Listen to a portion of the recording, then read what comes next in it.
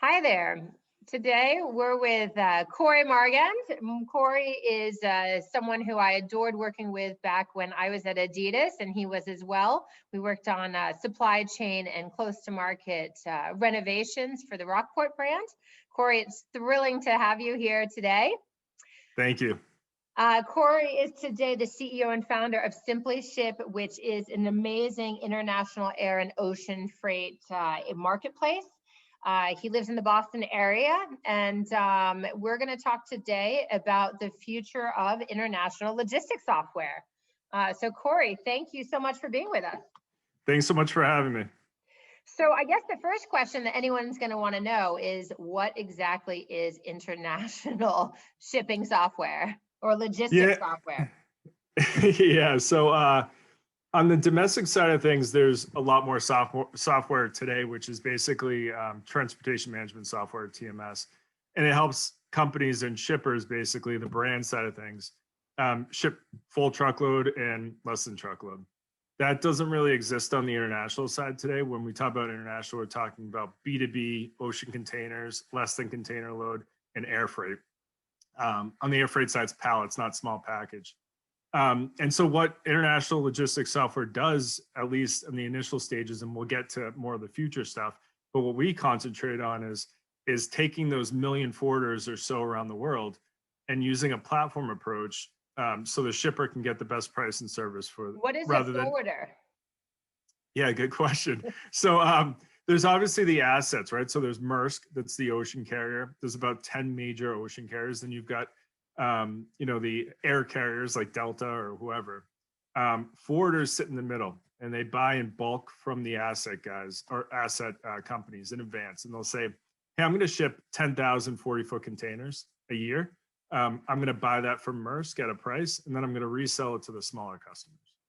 Wow, that's amazing. And so basically what we're talking about here is the way that goods that are produced in one place in the world, or whether that's a raw material or a finished good, get shipped around the world. Exactly. And does your company focus on any specific area, or do you guys you connect people who are shipping everything? Yeah, so I mean, naturally we're like stronger in North America, but in reality, if you're in international shipping, you need to be strong in the major trade lanes. So, Europe, Asia, North America, and we're growing all around the world with the forwarder networks and forwarders that we're bringing on, naturally speaking.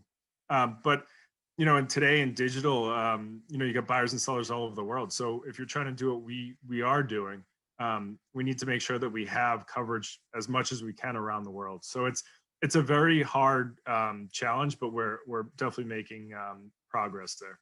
It's great. And when we think about the future of this industry, obviously we think about environmental concerns and we think about that, but specifically on the software side, which is trying to, I'm going to guess, enable streamlining, right, and efficiencies, both for the shippers and the green footprint, the carbon footprint, but also from a cost perspective and a timing perspective. What does the future look like, and what is that timeline?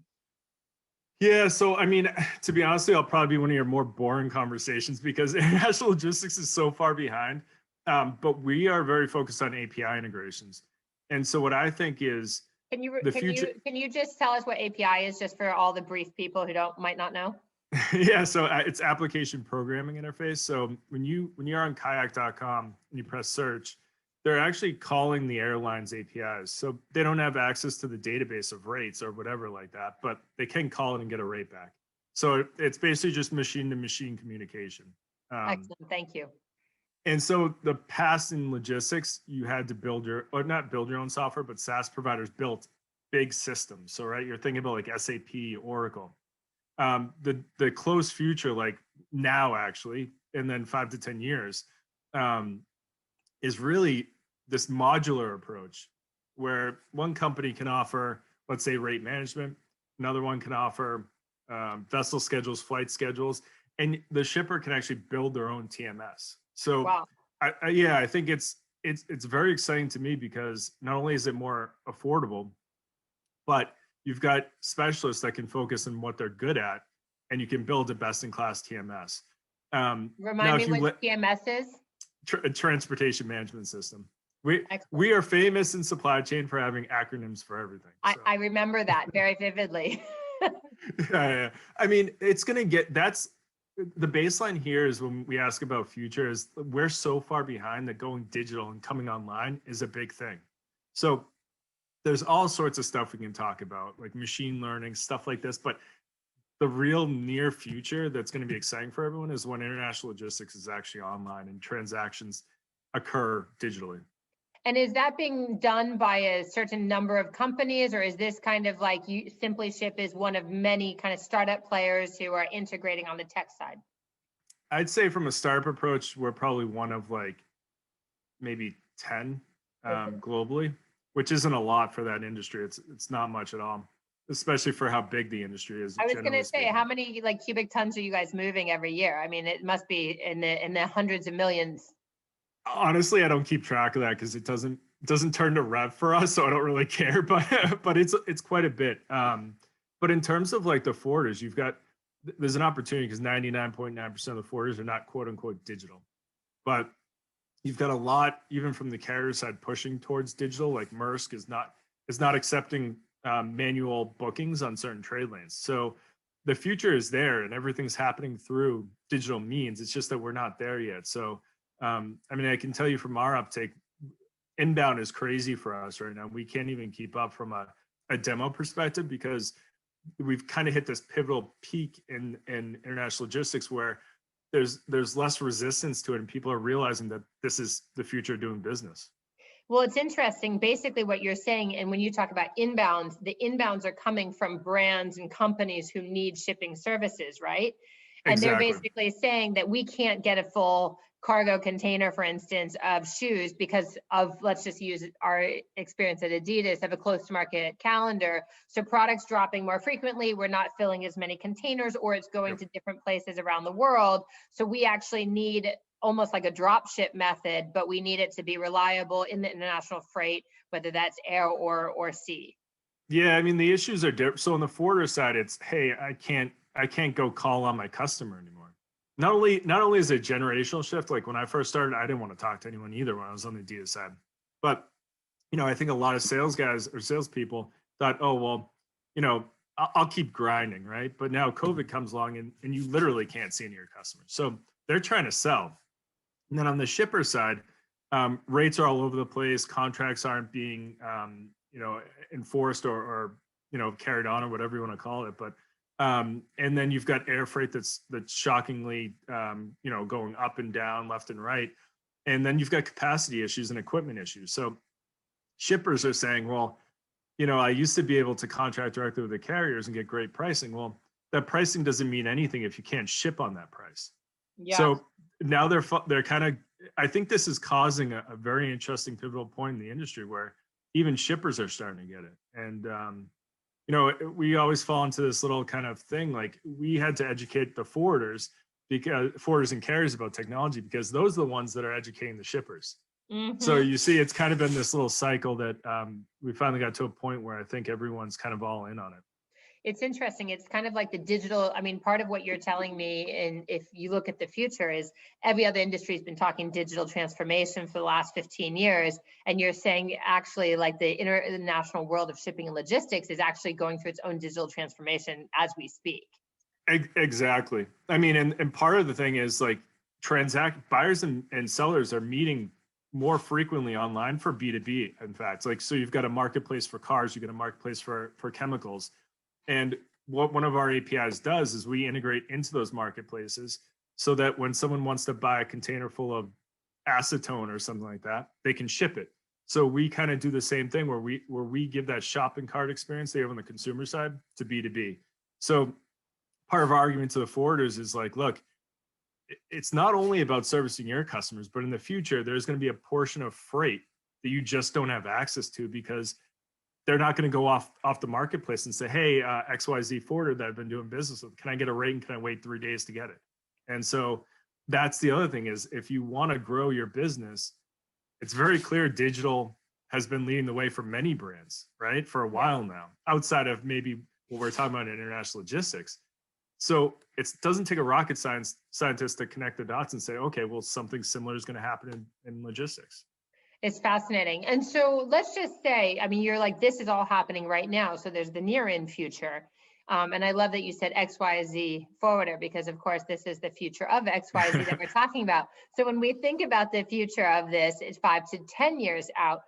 If it all goes to your hopes and aspirations for your company, but also for the industry, what does it look like? Yeah, so I mean, from a forwarder's perspective, to be honest with you, I want to be a little bit hesitant when I say, although I am fully supportive of forwarders. Probably people watching this might be like thinking I'm going to say something outrageous, like forwarders will go out of business, but I actually really don't think that. I think they play a very critical role. I do think there's going to be significant automation. So you will see a reshift in the way these organizations are run. Today, they're very, very people heavy on the sales side and customer service side. I think a lot of that, there's some stat like 90% of the questions that these guys face are all about where's my container? Can I get a schedule? And stuff that can be fully automated. So I think, sorry, some people are going to lose their jobs, or they're going to be reallocated to other roles that actually add value. A lot of people don't want to hear that, but that's reality. There's a couple exciting technologies I think that can enable that. One is what we're working on, which is of course the pricing aspect. But we have a partner named Quick.io that does kind of like a TMS for forwarders, so customers can come on, they can get a rate, which is powered by our API. Booking in vessels, flight schedules, kind of communication online, reporting, all that stuff, visibility. But then you've got a lot of cool other technologies like RPA, which is robotic process automation. That's just simple stuff that there's a lot of redundancy. Like, in fact, if you don't have an API from us, if you email a forwarder to get a rate, the RPA can actually work to look up what their rates are and spit an email back to that person asking for a rate, or handle documentation, uptake, stuff like this that I think, although not exciting, probably generally speaking, compared to a lot of people you probably talk to, but this is stuff that's going to happen in probably 5 years roughly.